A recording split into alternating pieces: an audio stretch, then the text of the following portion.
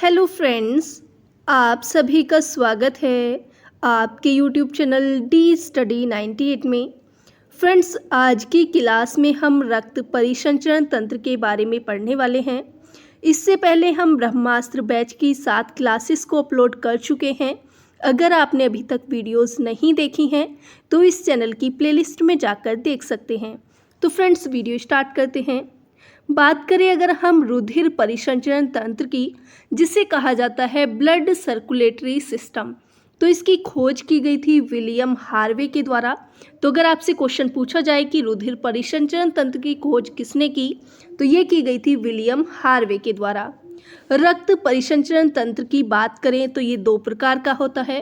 कौन कौन सा होता है जान लेते हैं। तो एक होता है ओपन, जिसे बोलते हैं खुला परिसंचरण तंत्र, और एक होता है क्लोज, जिसे बोलते हैं बंद रक्त परिसंचरण तंत्र। खुला क्या होता है कि अगर जो ब्लड है वो सीधा प्रभावित होता है शरीर में, अर्थात शरीर में कोई भी रक्त वाहिका नहीं पाई जाती है, तो ये होता है खुला रक्त परिसंचरण तंत्र, जो पाया जाता है कॉकरोच में, मकड़ी में, तिलचट्टा में। बंद रक्त परिसंचरण तंत्र क्या होता है, तो अगर आपका जो ब्लड है वो धमनी, सिरा, नसों या बंद पाइपों के द्वारा फ्लो होता है शरीर में, तो इसको कहा जाता है बंद रक्त परिसंचरण तंत्र। और ये सभी कशेरुकी जीव में पाया जाता है। मनुष्य एक कशेरुकी जीव है, तो मनुष्य में कौन सा रक्त परिसंचरण तंत्र पाया जाएगा, तो इसमें पाया जाएगा बंद रक्त परिसंचरण तंत्र। बात करें नोट पॉइंट की, तो मनुष्य में क्या पाया जाता है, बंद रक्त परिसंचरण और दोहरा परिसंचरण तंत्र होता है। रक्त परिसंचरण में सबसे महत्वपूर्ण अंग होता है इसमें हृदय। बात करें अगर हम हृदय की, तो हृदय की स्टडी को कहा जाता है कार्डियोलॉजी। क्या कहा जाता है, तो हार्ट की स्टडी को कहा जाता है कार्डियोलॉजी। ये कहाँ होता है, इसकी स्थिति होती है शरीर में लेफ्ट साइड, हल्का बाईं ओर। इसका आकार होता है बंद मुट्ठी की तरह। वजन होता है लगभग 300 ग्राम। और जो हार्ट है इसका कार्य होता है केवल ब्लड को पंप करना। ब्लड को पंप करना हार्ट का कार्य होता है, रक्त का शुद्धिकरण इसका कार्य नहीं होता है। बात करें मनुष्य के हार्ट की, तो इसमें 4 चैम्बर पाए जाते हैं। तो अगर आपसे पूछा जाए कि मनुष्य के हार्ट में कितने चैम्बर पाए जाते हैं, तो इसमें पाए जाते हैं 4 चैम्बर। 2 आलिंद होते हैं और 2 पाए जाते हैं निलय। एक होता है दायां आलिंद, बायां आलिंद, दायां निलय और बायां निलय, और ये वाल्व कपाट के द्वारा जुड़े रहते हैं। बात करें रक्त के प्रवाह की, तो ये केवल एक दिशा में होता है। तो अगर आपसे पूछा जाए कि मनुष्य में जो रक्त का प्रवाह है वो कितनी दिशाओं में होता है, तो कहा जाएगा कि केवल एक दिशा में होता है। किस तरह से हो रहा है, इसको एक डायग्राम के माध्यम से समझाया गया है और इसको आगे हमने एक्सप्लेन किया है। तो अगर हम सबसे पहले नोट पॉइंट में बात करें, तो ब्लड में अगर ऑक्सीजन होती है तो ये होता है प्योर ब्लड या फिर शुद्ध रक्त। ब्लड में अगर ऑक्सीजन नहीं पाई जाती है तो ये हो जाता है इम्प्योर ब्लड, अर्थात अशुद्ध रक्त। ब्लड का फ्लो कैसे होता है, कौन से क्रम में होता है, तो इसको पहले हमने ऊपर डायग्राम के माध्यम से समझाया है। इसको हम स्पष्ट करके बता देते हैं। तो ब्लड का फ्लो का क्रम होता है, सबसे पहले बॉडी से जो रक्त है वो जाता है दाएं आलिंद में। किसके द्वारा जाता है, तो महाशिरा के द्वारा जाता है। इसमें ऑक्सीजन नहीं होती है। उसके बाद दाएं आलिंद से जाता है दाएं निलय में, और ये किसके द्वारा जाता है, तो वाल्व के द्वारा, और इसमें भी ऑक्सीजन नहीं होती है। उसके बाद दाएं निलय से जाता है फेफड़े में। इसमें क्या होता है, ऑक्सीजन मिल जाती है यहाँ पर आकर।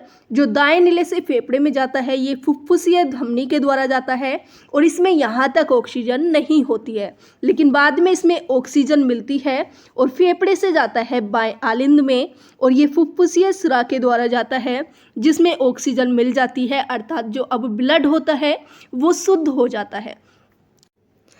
बाएं आलिंद से फिर से जो ब्लड है वो जाता है बाएं निलय में, और ये वाल्व के द्वारा जाता है, और इसमें ऑक्सीजन रहित ब्लड जाता है। उसके बाद बाएं निलय से जो ब्लड है फिर से बॉडी में पहुंच जाता है, और ये महाधमनी के द्वारा जाता है, और जो ये ब्लड होता है वो ऑक्सीजन युक्त होता है। तो इस प्रकार शरीर में ब्लड के फ्लो को हमने समझा है। नोट पॉइंट में बात करें तो हृदय के राइट साइड में, अर्थात जो हार्ट की राइट साइड होती है, उधर पाया जाता है अशुद्ध रक्त, या फिर जिसको हम कहेंगे जिसमें ऑक्सीजन नहीं होती है। और हृदय की लेफ्ट साइड में, तो इसमें पाया जाता है शुद्ध रक्त, अर्थात ऑक्सीजन युक्त। डिस्कस कर लेते हैं धमनी और सिरा में क्या अंतर होता है। धमनी को इंग्लिश में बोलते हैं आर्टरी और सिरा को बोलते हैं वीन। तो रक्त को हृदय से दूर ले जाने वाली कौन होती हैं? धमनी होती हैं। अर्थात रक्त को हृदय से दूर कौन ले जाएगा? तो धमनी लेके जाएगी। और रक्त को हृदय में कौन लेके आएगी? तो ये लेके आती है सिरा। जस्ट उल्टा होता है धमनी का सिरा, कि रक्त को हृदय से दूर ले जा रही है तो धमनी हो गई, रक्त को हृदय में लेके आ रही है तो वो क्या हो गई? सिरा। जो धमनी होती है वो शरीर में अंदर पाई जाती है और जो सिरा होती है वो शरीर में ऊपर पाई जाती है। धमनी में शुद्ध रक्त पाया जाता है, लेकिन जो फुफ्फुसीय धमनी होती है उसमें अशुद्ध रक्त पाया जाता है। इसी तरह से सिरा में क्या होता है? जस्ट अपोजिट होता है इसका, कि सिरा में पाया जाएगा अशुद्ध रक्त, लेकिन जो फुफ्फुसीय सिरा होगी उसमें पाया जाएगा शुद्ध रक्त। रक्त का दबाव अधिक होता है और सिरा में क्या होता है? रक्त का दबाव कम होता है।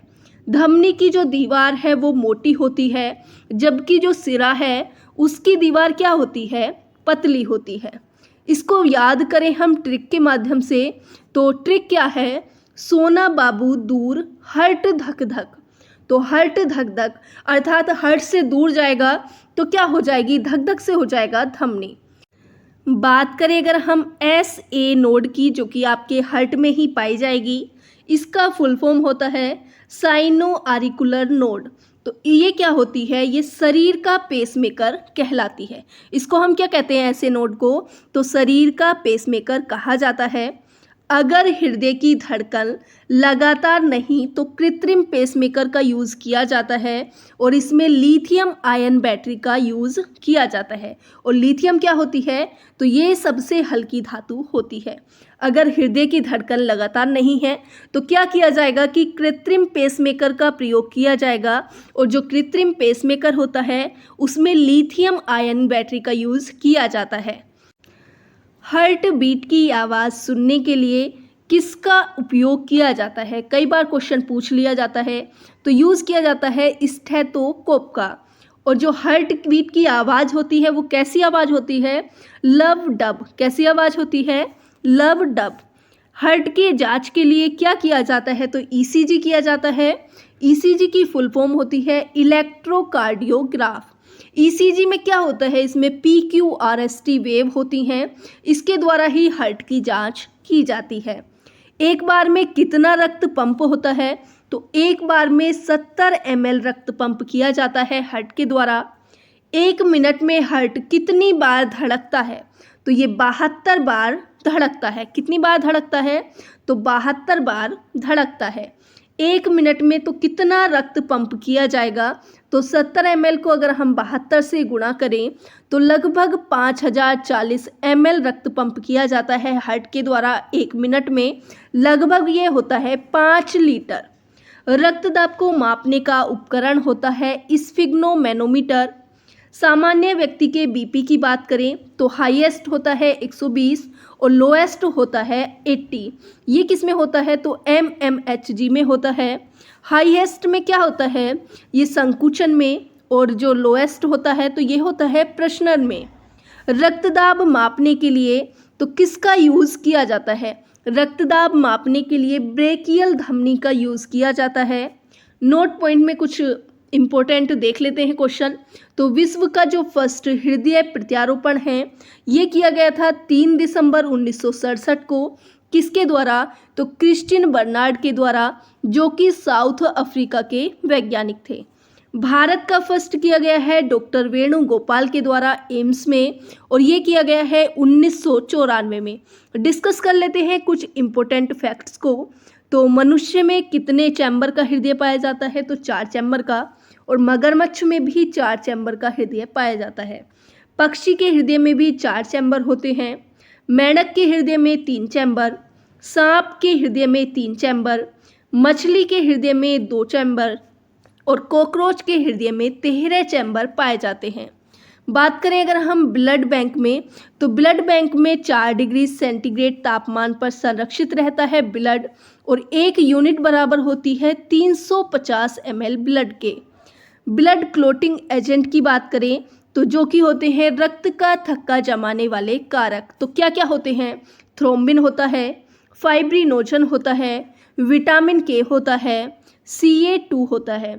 इसी तरह से नोट पॉइंट में बात करें तो हिपेरिन जो होता है रक्त का थक्का बनाने के विरुद्ध कार्य करता है। तो हिपेरिन को क्या कहा जाता है?